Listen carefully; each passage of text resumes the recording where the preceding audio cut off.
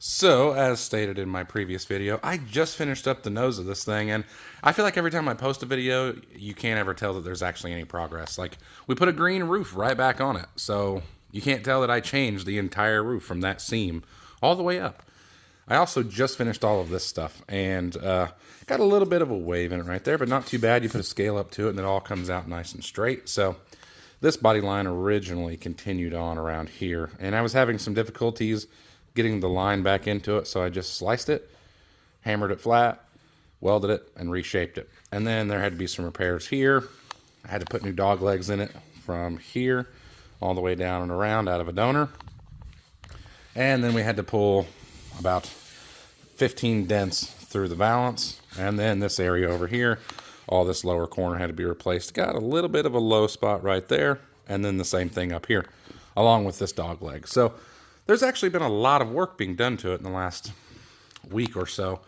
Made some small pieces to kind of, make it look a little more factory and add a little more structure back in. But what I'm working on today is really been kicking my butt for a while. So there is a factory seam right here that I want to keep because this panel actually curves this way. And when the quarter panel comes to meet it, they both meet right here in kind of a valley. I don't want to weld them both up because if I do that, then I have a giant low spot that has been ground smooth that is going to have to be filled to make that all level. I don't like that. I would rather I would rather the body work start at the seam and work on this panel and then start at the seam and work on that panel. So I want to put this seam back in the factory place, but I'm having some issues just because there's a little bit, as you can see, this actually goes off at an angle. This down here I had to make.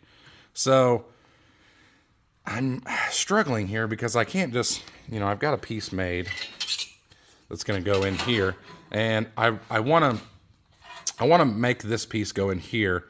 That way I have a nice area all the way around I can easily attach the quarter panel to. I have a flat lip that I can use my panel clips, and I can attach the quarter panel that way much smoother. And this lines up well. Let's see if I can get it one hand here. So I've got this lining up great down here along the body lines. I'm happy with all that. But I'm still undecisive and unsure about how I'm going to flange this and about how I'm going to go. I'm going to have to maybe split it right here and kick this one and maybe put a roll in it with the bead roller because I don't want an overly large gap. I don't want an 1/8 inch gap or anything like that. It really needs to just be a 1/16 of an inch. So that is the project for probably most of this day, is figuring this part out, and which is unfortunate. I hate that a part like that takes so long, but I want that factory looking seam. I want it to be correct. So got to come up with an idea to accommodate for all this different changes in direction and shape and all of that stuff. So we'll see how it goes. Okay, so here was my solution. I was able to get back there, take another piece, and weld it in to this panel here. That got me a nice edge. I went through and I scribed a line. I followed this line right here, and I just scribed one all the way down through there. And then I had to take this piece, and I had to weld in this backing, and then I had to roll a flange into it. So you can see down through there, it's welded all the way along the outside. Then we had to notch it, and I had to add a little spacer flange right there. And now, see, it's meant to kind of hook in there and right there. So, got a perfect body line gap. It matches those. About perfect. And you can't see through it. It doesn't go all the way in. Perfect all the way down through there. I'll be able to get back here, spot welded in there, and then spot welded in there, and that'll get cut. It'll get butt welded right there. So that works out just perfect. And then it'll be way easier attaching my quarter panel. I'll have a good square corner to kind of set it in, and I think I'm going to go ahead and get it hung and get a few tacks in it, and then I'll be able to start on that back. But I am pretty happy with that piece.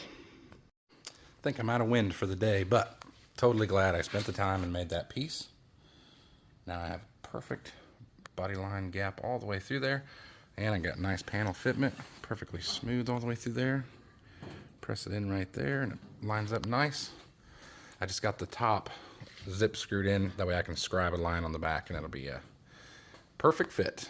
But yep, totally glad I took the time to make that piece. And obviously this will be welded up, so it will just be the one factory seam.